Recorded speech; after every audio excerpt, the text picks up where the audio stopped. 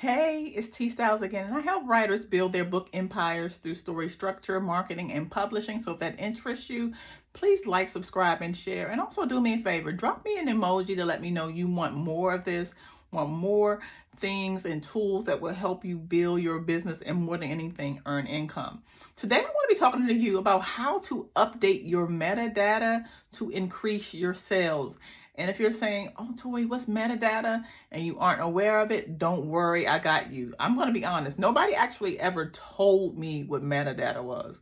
When we first started our publishing business, we would hear big publishers like Barnes & Noble say, hey, send us your metadata. And then we were left on our own vices. So I'm going to read to you what I have. And this is actually going to also be a blog of mine. I like to blog when I also do YouTube. But it says, simply put, metadata is any information that describes your ebook, paperback, hardback, or audiobook. And this includes the title, your subtitle, pricing information, your release date, your ISBN, your page count, physical details of your book, like the trim size and things like that, author names, the biography, imprint, whether it be Cartel Publications, whoever your publishing house is, maybe it's your own name, the volume, the series, it could be keywords, categories, and even your book's descriptions, okay? So when we're talking about metadata, we're talking about all of the data that surrounds your book, okay? Now let's talk about how updating your metadata can help you increase your sales. And then this is like a lot of back office stuff, but there is a reason why some writers are able to do this. When I say this, I mean writing full time, and why others kind of suffer. They don't want to go back in and do these kind of things. They don't want to learn about advertising. They don't want to learn about social media impacting and how presenting yourself in the best way to reach or your target audience will be beneficial. They're not interested. And as a result, their sales wane. So I'm going to give you some tips. The first tip is to update your synopsis and your blurb, okay? And the reason why I say synopsis / blurb, you'll hear the synopsis, which is the back information on your book, called synopsis. You'll hear it called a blurb in some terms. Right now, things are so muddy, folks don't know what's going on. But it's basically what I'm talking about is, what is your book about? What is your story about? So by updating your synopsis and your blurb, which is considered metadata, you can actually target the right audience. Let's say your book came out for some reason, not some reason, you were living back then. Your book came out when you were in the 70s, okay? And then back then, there were certain terms that were used to connect with the audience you wanted to connect with. But now, the times have changed, and you want to update your synopsis and your blurb to connect with that. Or let's come a little bit closer. Let's say like back in the 90s or in the early 2000s, we said crew a lot. And then now you're seeing the term squad being used, and your book has elements of a crew or squad. You can go in and change your synopsis and your blurb to include keywords or words rather that connect with people today. Now, does this mean a little bit on the back end? Yes, but there are services where you can get people to do this for you, depending on how important it is to you. And when you're talking about your money, to me, is very important. So changing your synopsis or blurb doesn't have any impact on some other things that we're going to be talking about, but it could be beneficial in terms of increasing your sales.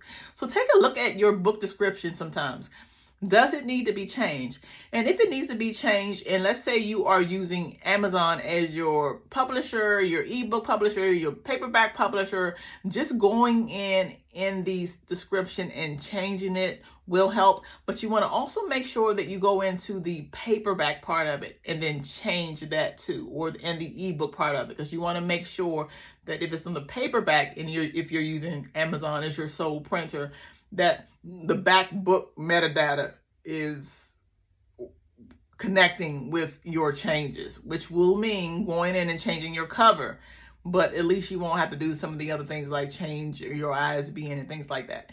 So changing your synopsis and blurb is an excellent way to target your audience and keep things current.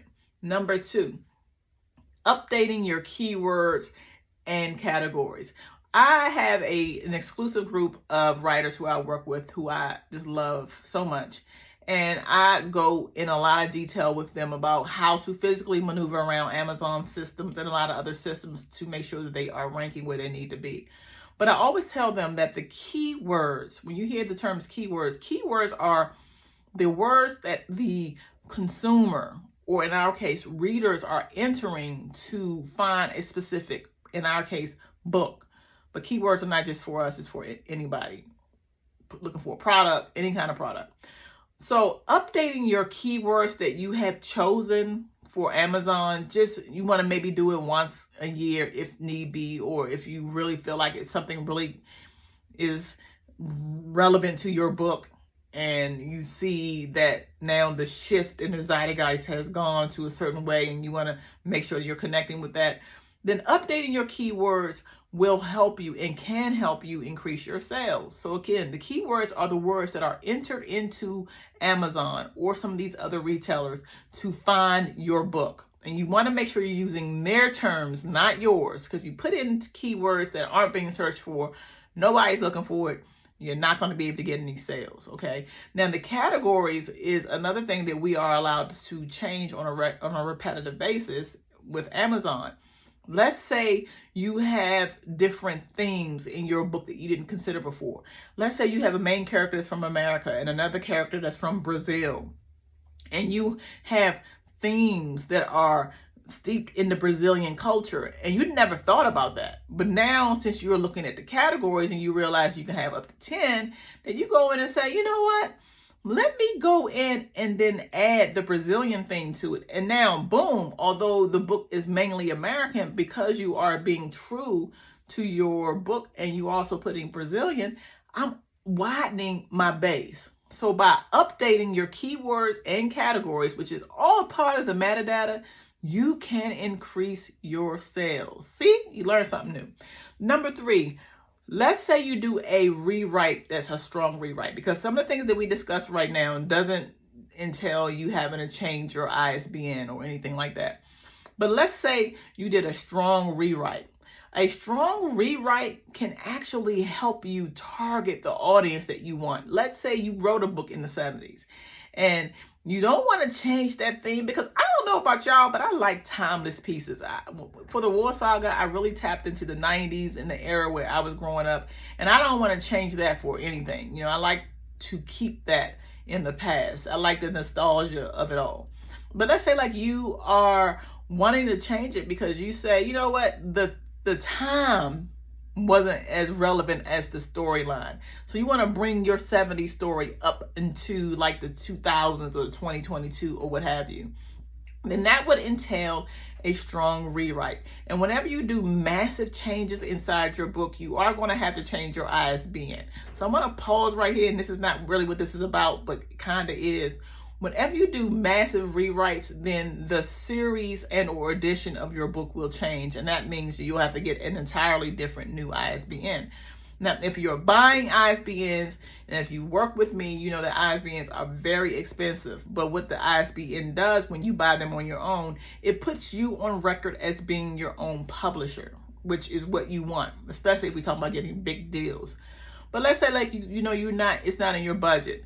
With Amazon, they will give you your own ISBN, but they are on record as your publisher. And if that's the case, then making strong rewrites not going to really mess you up. You just go in there, do what you got to do, upload the book again, put a second edition or what have you on there. You'll get a new ISBN and you move on with your life. But the key thing that I want you to take away from all of this is that a strong rewrite, and since we know the inside of your book is also considered metadata, a strong rewrite can help you increase your sales. But be careful about that, because it's almost close to chasing the dollar. So I always want us to do things that are like getting us our money, but I don't want us to go too far where we are selling our story for the sake of getting a coin, okay? But I just wanted you to get that option because I always want you to be informed.